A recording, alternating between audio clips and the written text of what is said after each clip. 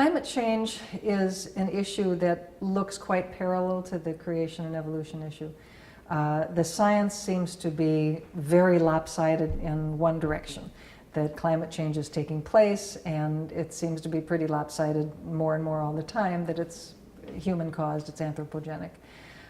In that sense, it parallels the creationism and evolution controversy, with the science community being pretty uniform. There's a list of topics that the religious right is unhappy about: evolution, origin of life, stem cells, and climate change. And we're finding that these issues are tending to be bundled together in some of the legislation that's being submitted. Thank goodness we have allies among the science associations, the education associations, but interestingly enough, when they get calls for this issue, somebody calls and says, what do we do? There's legislation been introduced in our state. They say, go see NCSC. Oh, the name of the organization is an artifact of history. When the founders of the organization put it together back in the early 80s, it was because of the creationism and evolution controversy, and there was legislation sprouting up all over the country, and they came together, and what do we call it? Well, let's call it the National Center for Science Education, because if we just call it the Center for Combating Creationism or something, that's going to limit us. They really thought that once we take care of this creationism issue, we'll be able to go on, and scientists and teachers working together will really strengthen science education. And of course, you know, here 25 plus years later, we're still up to our nostrils in creationism, but oh well. It comes from members. We're a membership organization, and we have to get private foundation grants. We answer all the phone calls, we answer all the emails, we do everything we can to give people what they need.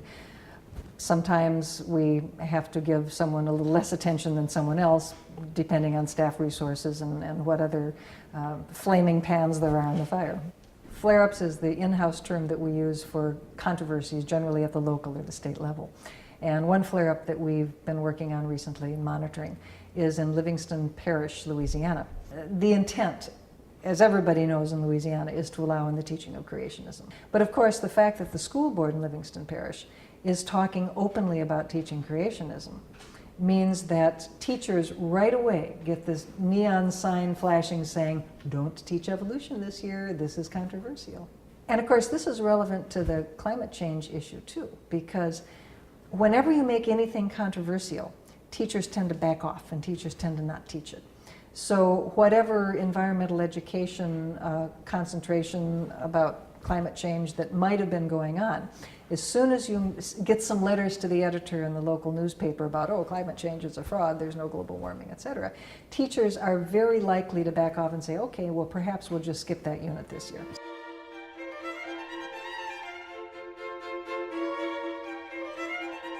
When I read Gladwell's article in the New Yorker this last week, it really resonated, because it's the creation and evolution conflict.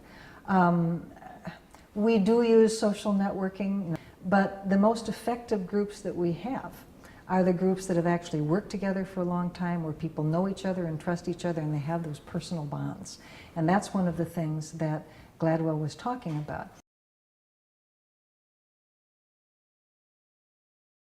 For the Kitzmiller versus Dover intelligent design trial, we put together a team of people who have worked together for years and years. We know each other's position, we all like each other and respect each other, and there's this real sense of camaraderie. And that is where we've really been able to have successes in places like Texas, in places like Kansas, where we've had these long-running controversies, and where we've built up a network of people who know each other, trust each other, and have those personal bonds.